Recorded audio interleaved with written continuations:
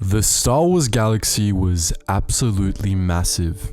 It contained about 400 billion stars, which is quite a lot more than we have in our own galaxy, and spread out over a considerably smaller area too. Not all of these stars had habitable worlds, or even worlds at all, of course, and far from all of them had been charted by the civilized galaxy, even at the latest known point in the timeline. The Republic, it was estimated, contained about 3 million inhabited systems, far from all the habitable systems in the galaxy. But even then, that's quite a lot of worlds. Incomplete as it was, the known galaxy was still massive, an incredible backdrop against which the stories of Star Wars are set. We think it's about time to take a look at that backdrop, so in this video we'll be exploring the entire Star Wars galaxy.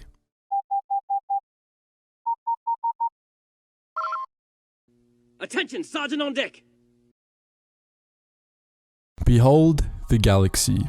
Now, we could spend this video listing numbers, like we did at the start, figures about celestial bodies, their distribution, how many inhabited planets there were, and whatnot, but we won't.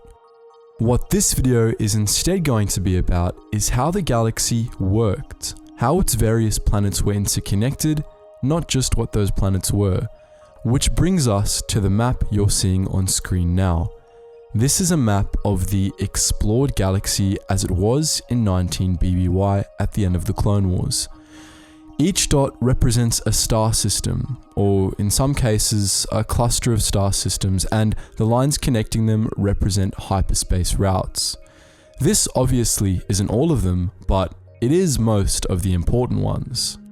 There are likely a fair few of you trying to make sense of the region classifications you're seeing on screen too, so let's get into that. The highlighted areas are divisions within civilized space, though likely not the ones you're used to. Astrographically speaking, the civilized galaxy was divided between the deep core, the colonies, the inner rim, the expansion region, the mid-rim, and the outer rim, representing the rings in which the Republic more or less spread out from the core. We won't be using those categories today. They have their uses, but ultimately, they don't properly convey how the galaxy worked, which is ultimately what we're looking at here. So instead, we've drawn these regions based on the miscellaneous regions and client states map from the Essential Atlas, which categorizes worlds more effectively for our purposes. Obviously, these regions don't cover all of the map, so let's discuss what lies beyond the borders of the civilized galaxy.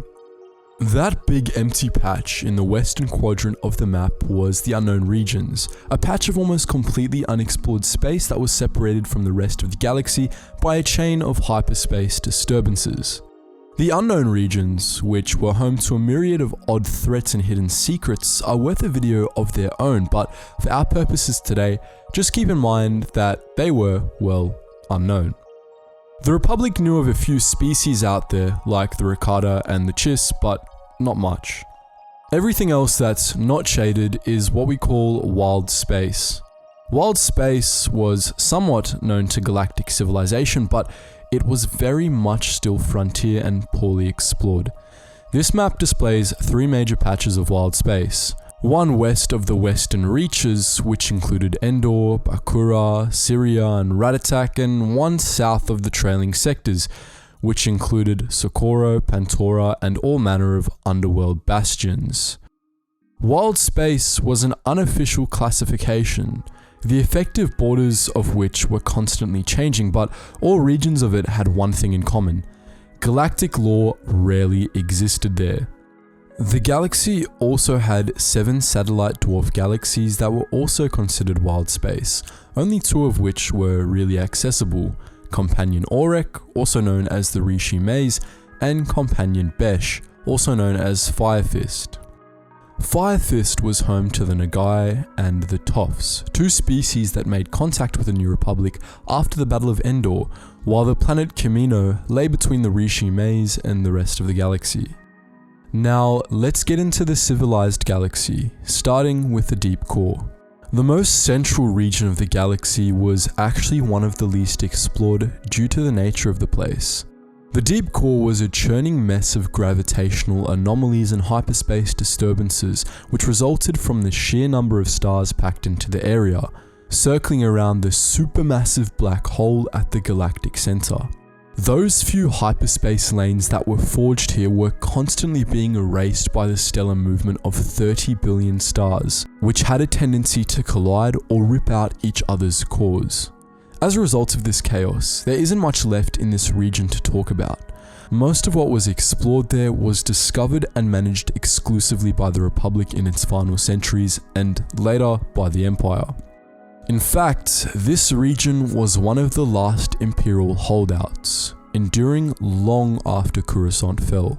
That said, there were important worlds and civilizations here. The most well-known part of the deep core was a more stable strip of the region along the Koros trunk line, a route that ran from Coruscant to the Empress Teta system. The 7 worlds of that system, formerly known as the Koros system before being renamed after their ruler united it, were a crucial part of early intergalactic human civilization, as the 7 worlds were crucial sources of carbonite. But aside from Teta and Tython, the birth world of the Jedi Order, most of the deep core remained unexplored for most of the Republic's history. Most of the few worlds that were discovered there before the end of the Republic, including Ojum, Volpta, Com, and Constantia, were essentially extensions of core civilizations and were seen as frontiers. Only in the last years of the Republic was major progress made in exploration here, with another major route being forged from Teta to Prakith, the ancient stronghold of Darth Endedu. The route would continue from Prakith in a loop around Galactic Center to Biss, Emperor Palpatine's secret throne world, though Biss has been left off this map as it was known only to a few during the Clone Wars. From the deep core, let's branch out into more familiar territory, the Arrowhead, the heart of the galaxy's core worlds. This region was truly the core of galactic civilization, and if any of the galaxy's regions were fully explored, it's this one. The Arrowhead, together with the Koros trunkline worlds, were the civilizations that once comprised the human core from which the Republic was formed. 25,000 years under the Republic had essentially melted the civilizations of the Arrowhead together, and while most worlds retained their own proud customs, the Arrowhead was effectively one big block. The worlds of the Arrowhead ranged, generally speaking, from Coruscant to Alderaan. On one side, you had heavily urbanized industrial worlds, and on the other, you had peaceful, idyllic political bastions. Most core worlds, of course, fell somewhere in between. The Arrowhead was built along 2 major trade routes, the corward leg of the Polemian trade route and the spin, which is to say the upper portion of the Corellian run. The Polemian worlds, which included the crucial crossroad world Brental 4 and the defender of the core, Anaxis, were once aligned with Alsacan, Coruscant's ancient rival in the Republic's bid to colonize the galaxy. The spin worlds, which included Ixtla, were largely loyal to Coruscant, while Corellia had its own sphere of influence that generally stayed neutral in the conflicts between the 2 civilizations. There were plenty of other notable Arrowhead worlds as well, of course. Rendili and Kuat dominated the warship building business between them and had done so for millennia by the time of the Clone Wars. Tapasi, Kamas, Humbarine, and Alderaan were esteemed political centers with long histories, with Kamas and Colomus being the foremost of the few non-human dominated Arrowhead civilizations. Skako and Fadal were crucial industrial systems, while Sarapin produced massive amounts of energy that was exported to systems across the core, and Argao was run by one of the intergalactic banking clan's most notable branches. Our next region, as you can see, is pretty empty, and that about sums the area up. The Negs were the parts of the core, colonies, and inner rim that were west of Coruscant, bordering on the unknown regions.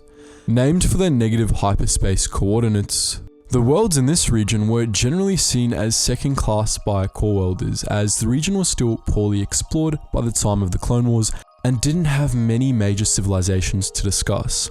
The only truly notable world in the Negs was N'Zoth, the homeworld of the rapidly xenophobic Yevotha, which were known more for their extreme resistance to joining galactic civilization than anything else. Our next region is the Southern Core, a region of the core and colonies that, while not quite as second class as the negs, still wasn't quite as glamorous as the arrowhead. You'll notice that there are several enclaves of space marked in black on this one. Those represent client states, which were independent civilizations that never fully merged with the Republic and instead entered into a sort of alliance with them. The Southern Core has a lot of them, each with their own extensive histories. The Dolfirm planet states and the Botor Enclave were two small civilizations that ruled about a dozen worlds each, both highly militarized and locked in a constant war with each other. On the fringes of the region was the Altrician Commonwealth, a small pocket of about 200 worlds with a long history of wise emperors and cunning politicians, ruled from Astrisia, which was also known as the Kaitul Fard. Lastly, we have Herglic Space, a pocket on the Rimmer trade route ruled by the Herglics of Giju, who once ruled a mighty trade empire before it ultimately merged with the Republic. Much of the rest of the Southern Core was composed of industrial titans, including Duro, which needs no introduction, Fondor, another of the galaxy's foremost shipyards, Balusar, the galaxy's primary source of death sticks, and Kalada, which produced repulsor craft. The Southern Core also had its share of political bastions, including Dental, Gorman, and Andara. One of the Southern Core's most well-known worlds was Abrigado Ray, the start point for the Rimmer trade route and a notorious shadow port. Moving on, we have the Northern Dependencies, another fairly old region that stretched out from the core to the inner rim.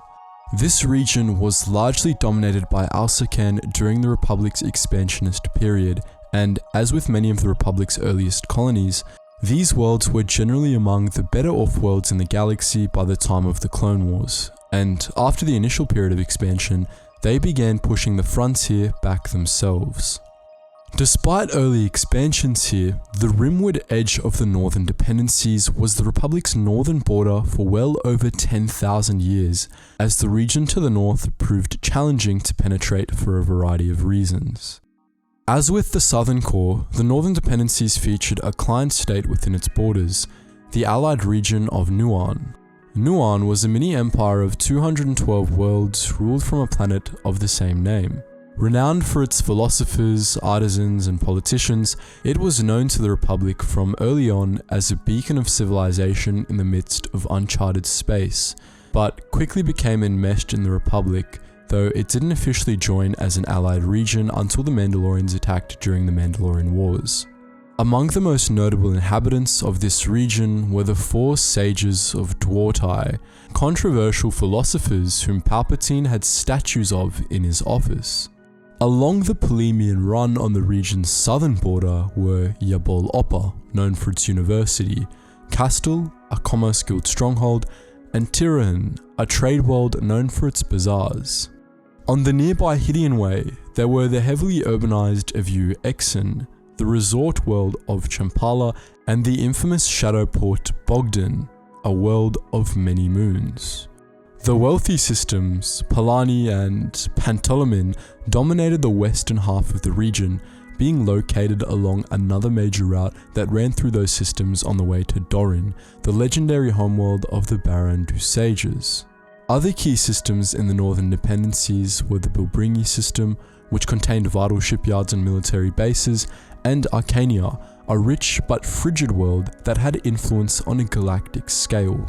Our next region is by far the largest, and if this map looks intimidating, well, imagine what labeling it was like. The Slice is the name given to the region between the Polemian trade route and the Corellian run, two hyperspace routes that effectively defined expansion in the early Republic.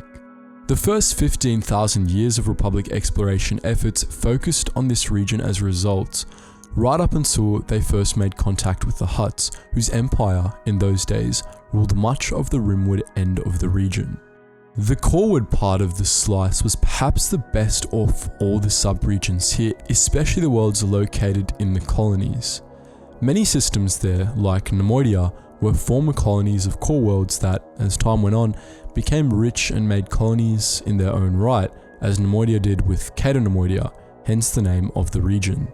A number of other worlds in this part of the slice were military or industrial bastions, including the Academy world on Karida, the weapons-making titan Balmora, the trade giant Denon, and Telti, which made many of the galaxy's droids.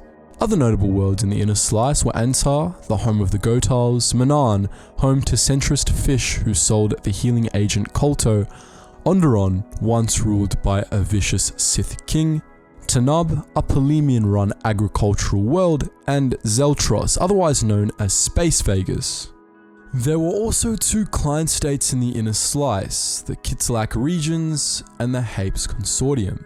The Kitzlak regions was a cluster of 192 worlds distributed evenly between 3 species, who saw themselves as complementary and perfect and the rest of the galaxy as unholy, resulting in a culture of isolationism. The similarly isolationist Hapes Consortium was a region of 93 systems shrouded in the transitory mists, a cluster of nebulas that shielded the systems from the outside galaxy and made night in the consortium nearly as bright as the day. The Hapens were a race of matriarchal near-humans whose sheer wealth ensured the consortium was able to remain recused from galactic affairs for most of its history. Further rimward was the Exploitation region, the nickname given to a swath of expansion region that was brutally exploited by core-based companies early in the Republic's history, leaving thousands of worlds dead. Cyrilia, Belasco, and Mimban were among the most notable of the survivors of this exploitation, while Umbara was also located in this part of the galaxy. Past this point, the slice effectively split up into 2 subregions, north and south of Hutt space, respectively, with the space that lay between mostly containing Hutt-dominated worlds like Ubrika and dead worlds like Rusan. The southern slice was a bit of a mixed bag. Many of the galaxy's most notable civilizations were located near this area's leg of the Corellian Run, including the telepathic spacefarers of Iktoch, the master manipulators of Faline, various violent mini-empires spawned from Ando, the Hunters of Vroidia, and the Twi'leks of Ryloth. The outer Corellian Run also featured a number of economically crucial worlds, like the famous shadow port Mon Gaza and the rich crystalline world of Christosis. Not far off the run in this part of the slice was Bothan space, a client state run from Bothawoi by the Bothans, a species known for its spies and informants. Rimward of Bothan space, however, the southern slice got a bit more treacherous. That area was largely dominated by the Hutts, whose influence lay heavy on worlds like Gamor, Tatooine, Teth, and Koak. Much of the rest of the region was industrial, with worlds like Geonosis, Hypori, Siskine, Exkarga, and Ruthana all boasting massive foundries, mines, or both. What remained of the region was a mix of backwaters like Rishi and shadowports like Naos. During the Clone Wars, the whole southern slice was a colossal mess, with the borders between the Republic, CIS, and Hutts constantly shifting and a whole bunch of smaller civilizations taking the chance to settle their own conflicts. The northern slice was much less of a mess, if not much more pleasant. In the mid-rim, there was Kashyyyk and the Mitaranor sector, which the Republic championed in its final centuries as a respectable bastion of Rim civilization. Beyond that, the region was mostly industrial, especially along the Polemian trade route. Lantils, Roche, Charos, Metalorn, Seleucami, Mokana, and Bunta all fell into this category. Notable non-industrial worlds sprinkled in between these were Anzat and Jabim.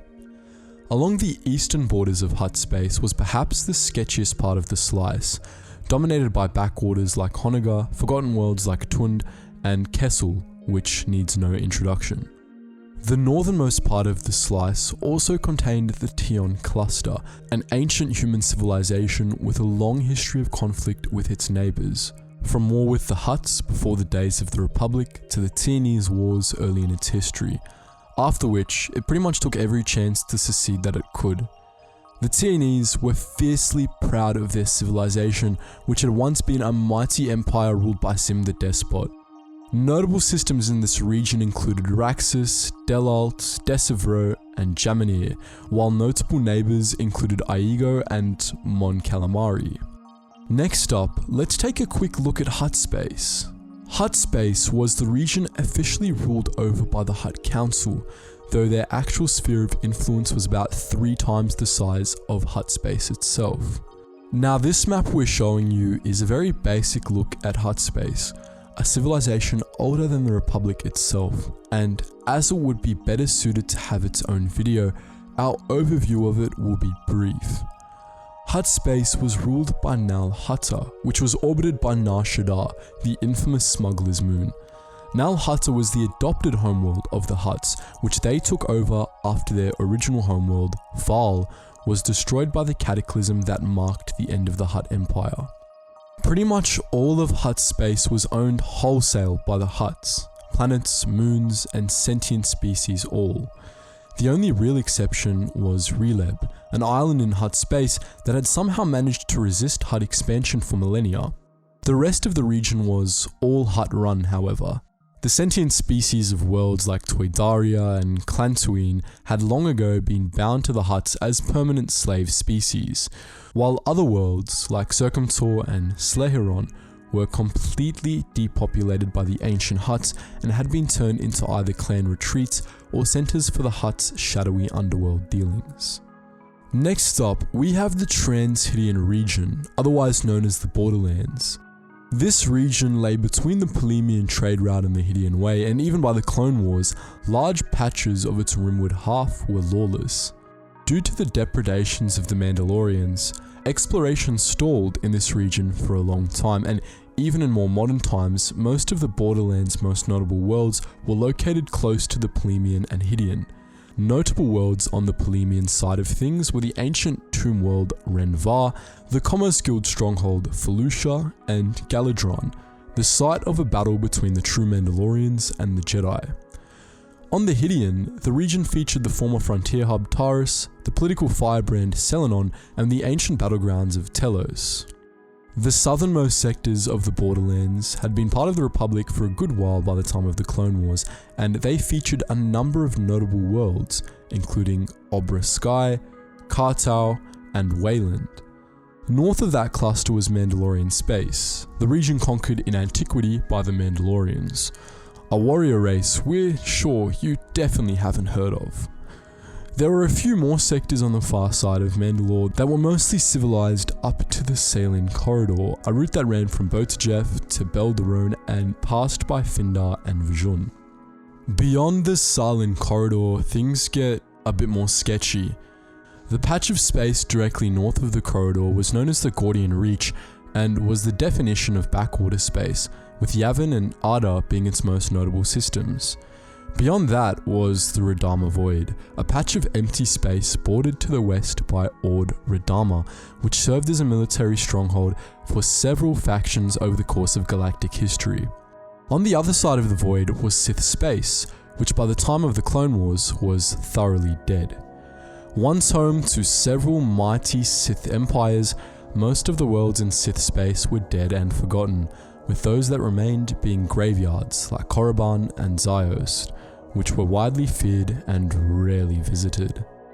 The region on the other side of Sith space was mostly lawless, raided frequently by pirates and slavers from Zygeria and other worlds.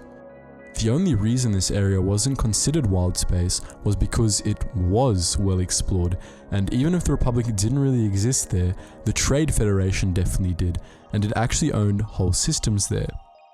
On the northern end of the Borderlands, at the end of the Hylian Way, there lay the Corporate Sector, another client state that was exactly what it sounds like.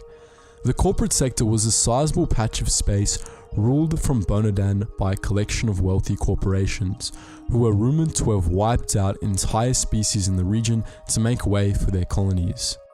Moving on, we have the New Territories, a region that covered a wide swath of the Northern Galaxy. This region opened up fairly late in the Republic's history, hence the name, as there weren't any major hyperspace routes that ran through the area.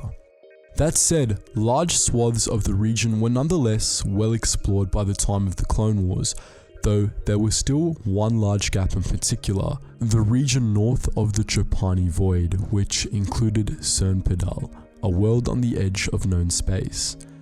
The southern half of the new territories were explored earlier than the northern half by a factor of a few thousand years. This part of the region was home to a number of important alien civilizations, as with the southern slice. Some of these included the Nautilans of Glianselm, the Zabraks of Iridonia, the Ithorans of Ithor, and the Ubis of Uber 4. Other notable worlds in this area included Ancion, the hub of a massive alliance net that dominated that part of space, Fornax, home to the fire rings of Fornax, and Ordmentel, an infamous spaceport. The northern half is more interesting. Its eastern side, near the Hydian Way, was most notable primarily for its political and historical importance. Sereno and Seotric were infamous political firebrands that dominated the region, both fanning the flames of separatism several times in the Republic's long history. Near Seotric was Argazda, a world that once ruled the Argazdan Redoubt, a sector that separated from the Republic to become a vicious empire, ruling worlds like Lord through a 3-century-long series of atrocities known as the Kans Disorders. Dathomir was also located in this region. The region known as the Trailing Sectors was south of the Corellian Run, trailing the slice, so to speak. Similarly to the new territories, the region was mostly neglected in terms of exploration for a long time, though it opens up a few centuries before the new territories eventually did. But though the new territories were explored more recently, they were actually better explored than the Trailing Sectors.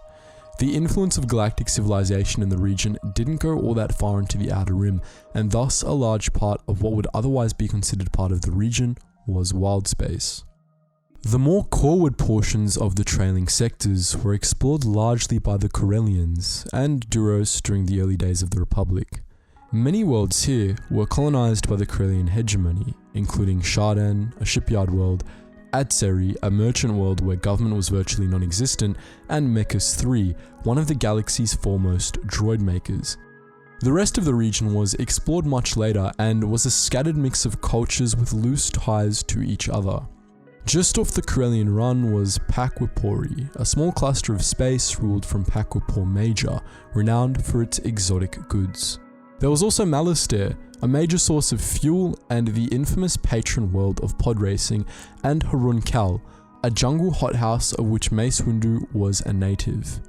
Enoch and Zagobar were strongholds of the Trade Federation and Techno Union respectively, while Naboo was a well-known world of artisans and philosophers. Most of the action in this region, in all honesty, happened out in wild space beyond its borders, where the spice trade thrived and all manner of strange species could be found. Our last region is the Western Reaches, which is easily the least well explored of any of these regions, except perhaps the Deep Core. In all honesty, the line of where the Western Reaches ends and wild space begins is a blurry one, and considering how much of the region operated, it might as well not have existed. The Western Reaches were the sectors west of the Rim of Trade route, which were still barely explored by the time of the Clone Wars. It took the Galactic Civil War to really open the region up, as it ended up becoming the Rebel Alliance's favourite staging area. The Rim of Trade route and its adjacent world were pretty much the only part of the region that was fully integrated into galactic civilization. The coreward stretch of the region especially fell into this category, with the dual system of Kifex and Kifu, the back-to-source world Typhera, and the crossroads world Yagtul being notable names from that part of the Reaches.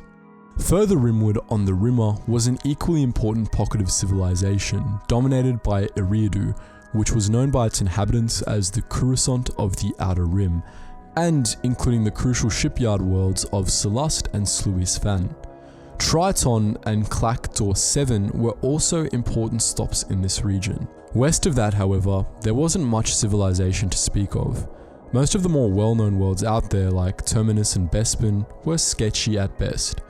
The Western Reaches were mostly full of more unknown worlds like Mustafar, Polis Massa, and Hoth, as well as stray pockets of forgotten industrial colonies or other oddities.